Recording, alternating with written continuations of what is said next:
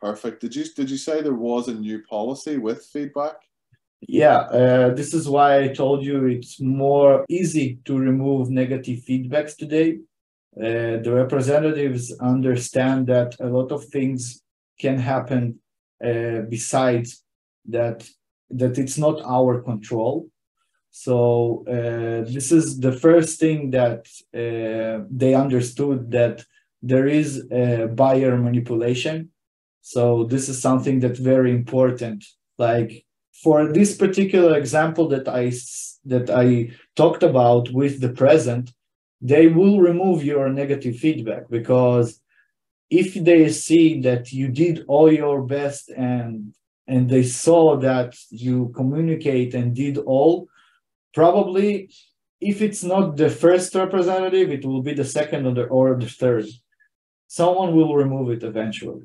Okay. Sometimes you have to try a few times. Yeah. This is something that also need to understand. eBay have a lot of departments. eBay have a lot of customer cares representatives, and some of them are more strict, and some of them have a wonderful day and will be happy to help you. So this is something that we need to understand also. For example, it's not something that I don't know, personal or so. In UK, the support are more strict. They going by black and white, by the rules. And if you are asking a one-time courtesy, probably they will not have. But the heartless British public, the heartless British worker. That's what it is. They're sitting there and they're watching the rain on the window. They're stuck in correct. They don't want to help. But I don't think that's all. I don't think that's everyone, but I definitely get the feeling that the UK staff, if you're dealing with eBay UK, can be more strict. I think it's the same actually in the USA. Sometimes I get the US. Sometimes when we call eBay outside of UK hours, I will get a US member of staff, and I feel like they're less likely to help. And I don't know if it's because maybe they're used to a slightly different set of rules with the US, so they're a bit more reluctant to work with you. I don't know what it is, but sometimes it's just luck. Sometimes you get it's not something that in general, correct. This is something that very important it's very personal by the person that will answer you. Also something that I wanted to explain in the feedback thing, that the people that buying from you in eBay, from new stores, they are more than welcome to buy from small businesses. They can go ahead and buy it from AliExpress or any other retailer or any other cheaper person, but they decide to do this because eBay always showing the way that it's a personal feeling, it's a personal buying. And people, like, for example, if you're selling on USA, they are the buyers, it's very important for them to buy from small businesses. They support it. So to communicate with them, it will be super important, because it will show them that you are doing your best, and they will probably will help you also with the negative feedback that they leave or something like that. Sure. In the most of the cases that I saw, they communicate great, and they understanding the situation, and they are more than welcome to resolve the situation. And this is how buyers are working, most of them.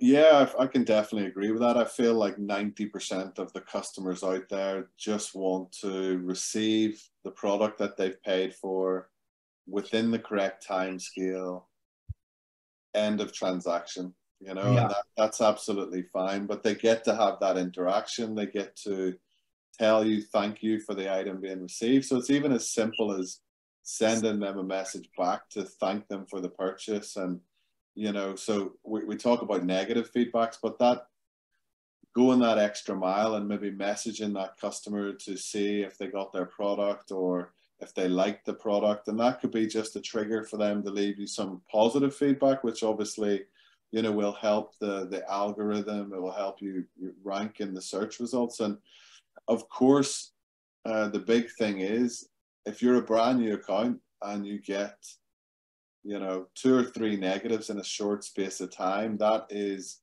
going to be a huge chunk of your percentage of your 100% that you're going to drop. Yeah. Whereas on a store like mine that's done, I don't know, I have like 50,000 positive feedbacks. If I get 2 or 3 negatives in 1 week, my percentage isn't even going to change. Yeah. As a new seller, you're going to go from 100% to like 70%, for example, if you've got 3 out of your, you know, last 10 feedbacks are negative. So it's very, very important. And then just as you mentioned as well, you know, as a new seller, you can really screw things up with just 1 order. So like you say, if you get that order that turns out to be a return, it turns out to be a negative feedback, that, you know, that one thing could really cause you issues on a new account if you don't resolve the feedback, if you don't resolve the defect, you know. So you're getting hit twice with the one problem that, you know, could be avoided if you actually pay attention and you understand the process. And at the end of the day, you know, we've all been in those situations ourselves, you know, and as I often say to people, you know, if you were the buyer, how would you feel? How would you like that situation to be resolved? How would you like to be treated? How would you like to be spoken to? And also, if you were eBay and you were watching that interaction, how would you like to see that interaction play out? So super, super important. But kind of brings us on to the next one then, with regards to defects and how easily an account can go from a good account to a bad account very, very quickly if you don't pay attention. Very quickly. How do you feel? How do you feel is like the, I mean, we know how to avoid them. I teach people about metrics and about doing things on time, but I guess from your experience, where do you see most of the problems come from? Where is the main source of where these defects actually come from? Okay, so first of all, we have 3 separate defects. It's late delivery, it's cases closed without seller resolution, and we have out of stock. The most common people that come to me with a bunch of defects, it's out of stock. They can't handle the order.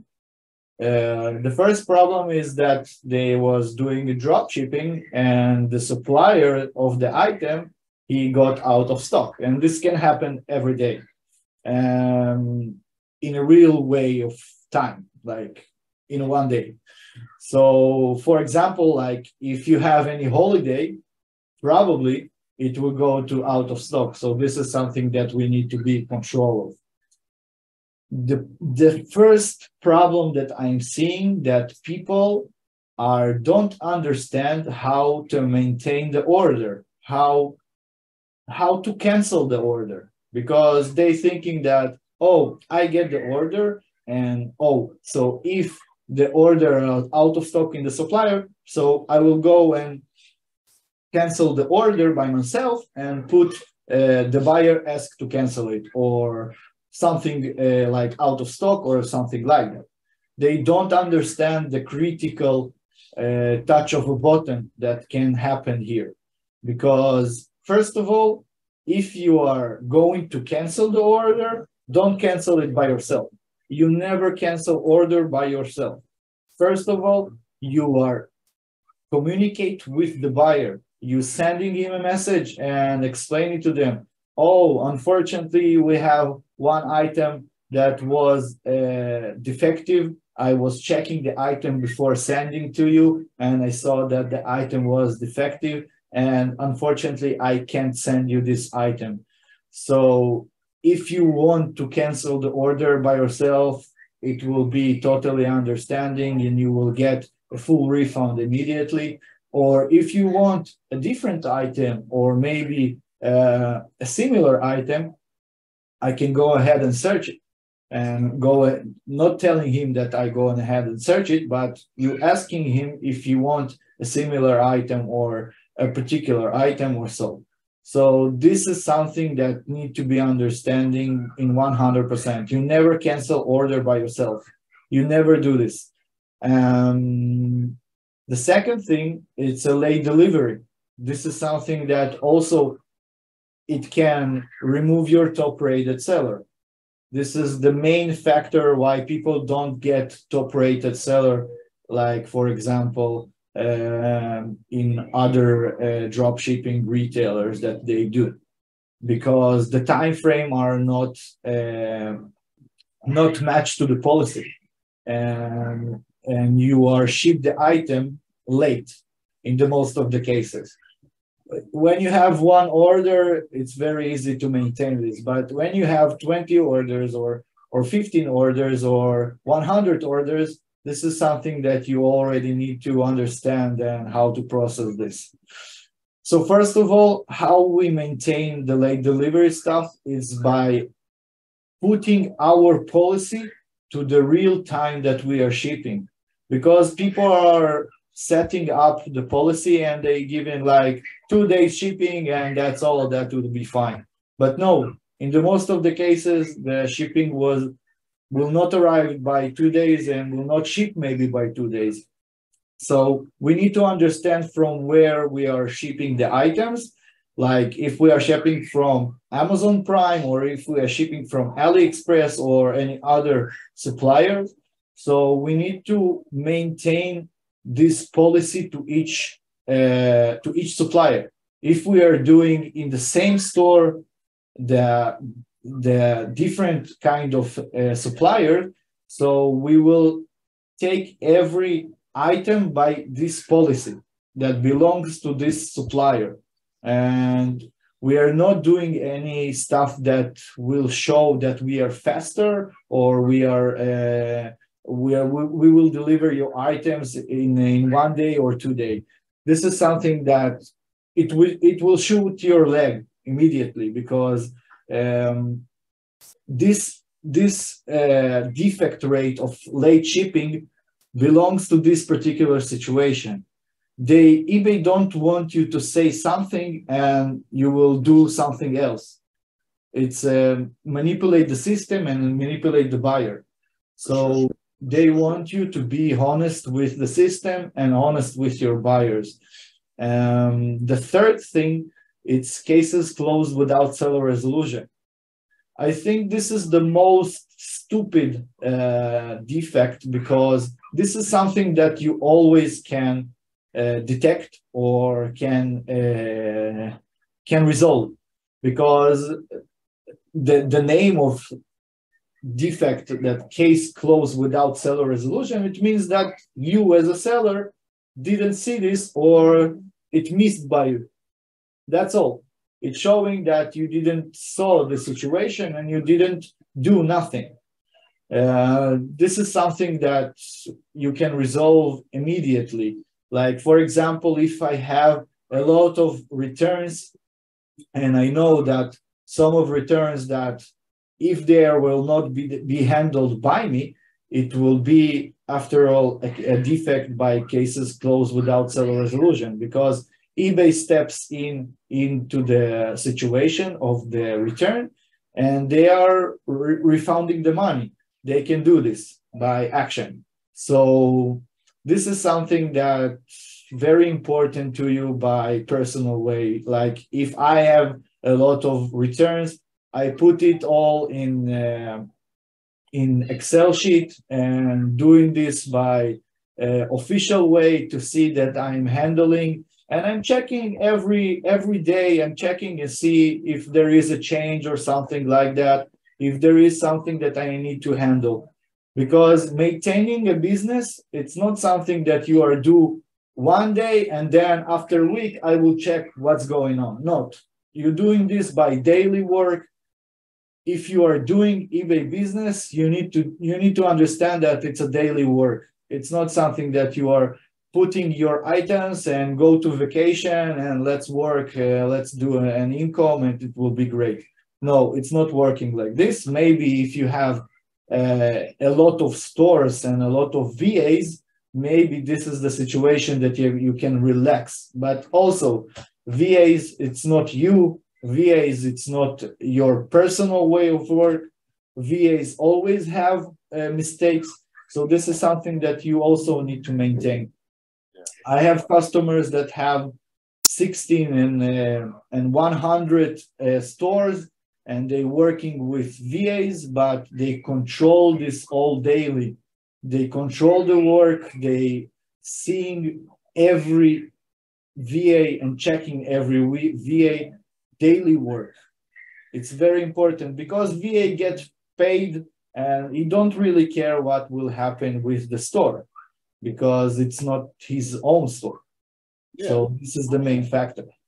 Yeah, I try to teach this so much, and it's so nice to hear someone else basically say exactly what I'm thinking. You know, I teach people that in order to make money on eBay, or in order to enjoy the money that you can make on eBay, because let's be serious, there is a lot of money that can be made on eBay if you do things right. But people want the money, but they don't want the effort. And secondly, they fail to treat that as a business. You know, even if you're just making it a side hustle, or even if you're just a personal seller and you're reselling, you know, stuff from around your house, you're creating a contract with that buyer to fulfill their order, you know, and that needs to be taken seriously if you wish to continue to sell on eBay. So it's super, super important. And again, like you say, you might have 100 staff, but at the end of the day, it stops with you as the business owner to manage those staff or to pay attention to your stores, because you should love your business, but your staff aren't going to love your business. They may love your business, and you may get some really good VAs that I do. That, I mean, certainly the VAs that I have, you know, take pride in their work. But I've had VAs in the past that, you know, as much as a VA can be good,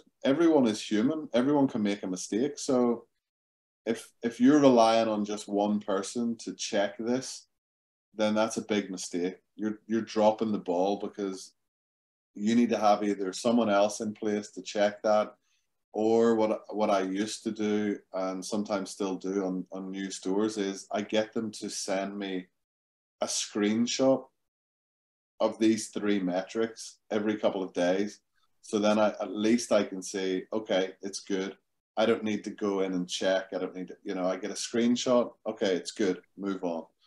And it also, if they know that you're checking these things, Yeah, they're less likely to ignore these things, because they have to go in to this part to take the screenshot. So they're going to see the problem anyway. But yeah, a lot of people starting off in their eBay journey, it's going to be down to you. There's only one person that can mess it up, and that's you. And just like you say, you know, if you go back through the 3 issues, late deliveries, you've got a double-edged sword, because eBay likes fast and free.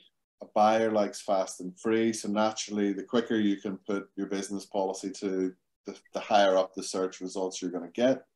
But that can leave you with a problem when your metrics go outside the percentage that is deemed as top rated seller, or even it can go as high to where eBay will actually extend your delivery times way beyond what you're putting them to, which can then lead to even worse sales. So in the short term, you might think, okay, I'm getting a lot more sales. This is great. In the long term, you're going to be way, way worse off. So you've got to, it's actually better in some cases to under promise and over deliver. So have a higher delivery time, and then, you know, the buyer gets their product next day. They're not expecting it for 2 days. That buyer's going to be happy. They're going to give you positive feedback, you know.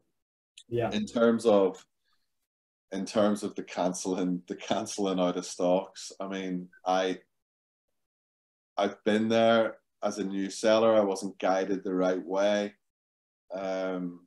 And even when you try and teach people this, people want to cut the corners. Yeah. They don't read the documents, or they don't read the advice, or they don't watch that video, and suddenly they message me and say, Michael, I've got this. What's happened here? You've cancelled for out of stock. Yeah. And it's so difficult to get that percentage back down, because just like you say, that one can spiral out of control quite fast. And this is why you need to, I feel like this is why you need to be concentrating. This is why you need to be on the ball on a daily basis, because you could have that one product and that product could sell 10 times in that day out of stock. And it's actually, it actually is worse, because what actually happens is the buyer has searched on eBay, and you could be the last seller that's caught on to the fact that this is out of stock. So people keep buying your listing. Also, what you'll find is, or what I've tend to find in the past, is your supplier's out of stock.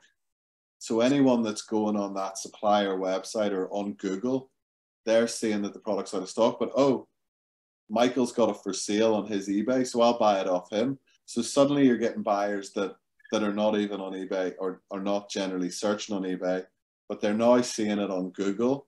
Oh, it's in stock on eBay, so I'm going to buy it here. So suddenly you're getting way more sales on that product.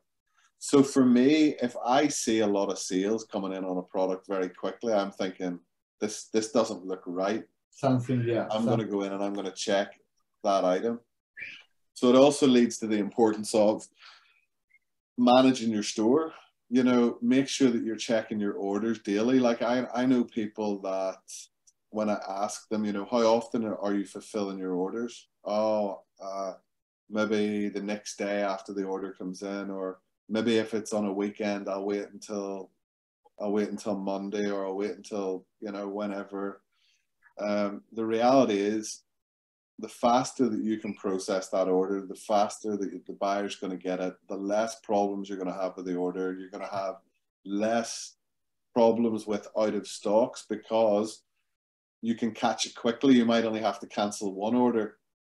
Even if you're canceling orders the correct way, just like you said, Ilia, this is going to be an alarm bell for eBay. Oh, why is 10 buyers asked to cancel their order? That's, you know, that doesn't seem right.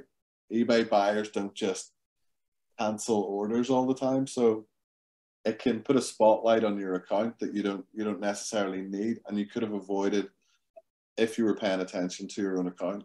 And even when, you know, I use monitoring tools, you know, like Sale Freaks, I mean, the monitoring tool can help. You know, it monitors the item, it tracks the out of stock, but realistically, you know, my monitor could check the stock right now and it could be in stock. And in 5 minutes time, when my buyer makes the order, it could be out of stock, because it's, you know, that's just reality. It's just reality. So it's about being on the ball. And then, you know, as you say, with those defects, you really only have yourself to blame, because eBay provides you with a time frame where they say you've got X amount of days to solve this problem with the buyer. They have a set of rules set out for a return. You know, you must provide a return. The buyer must post it back. And when you receive the item back, you must refund the buyer. It's a very simple process. Yeah.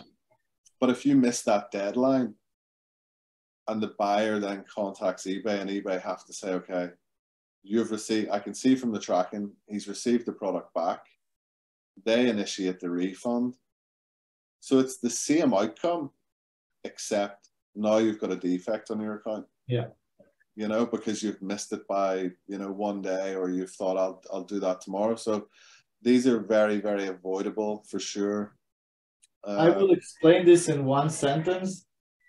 If you're maintaining an eBay store, even if it's not new, even if it's new, the way that you're working, if it's a side work or not, you need to put your time, daily time, even if it's a half an hour or 20 minutes. You can check this all by minutes, what we are mentioned here.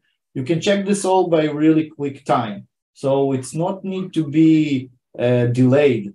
It's something that will cost you money eventually, and also will cost you time and problems and headaches. So this is something that, like for me today, it's something that I'm waking up. This is my break of coffee.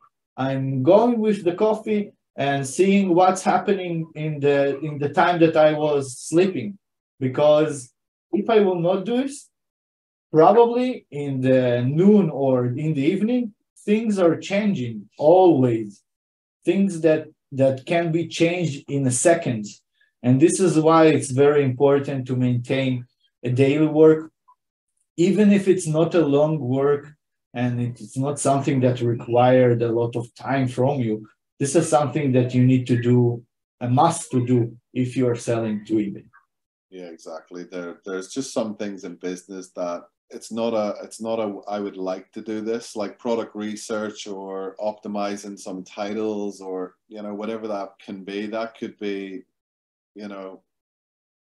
that's not something. If I wake up today and I think, okay, I maybe don't have time to list some items on eBay, that's not going to affect my store negatively so much that I could lose this income that I've built up, or I could lose this reputation. And I feel like a lot of people also don't realize that, they might think, okay, I'm done with this. They quit, selling on eBay, and they ignore the eBay account. And then they come back 6 months later because they think, oh, I want to sell something again on eBay, and they open the account and the account's gone, which kind of will lead us into the other things that we talk about. But eBay's not it's a serious place. You need to treat the account right, for sure. But those defects, I've seen them so often, and they're so avoidable. Yeah, we've talked about how to work with eBay. We've talked about what to do when it's a new account. Just like you say, those defects, those issues and those feedbacks, that doesn't matter whether it's a new account or whether it's my account that I've had for 20 years. They're as equally as important. Yeah. But in terms of suspensions and things like that, you obviously see a lot. You would probably see a lot of suspensions. I've seen them in the past. So in terms of like when people open an eBay account or when they're opening a new eBay account, are we still seeing a lot of like those suspension emails?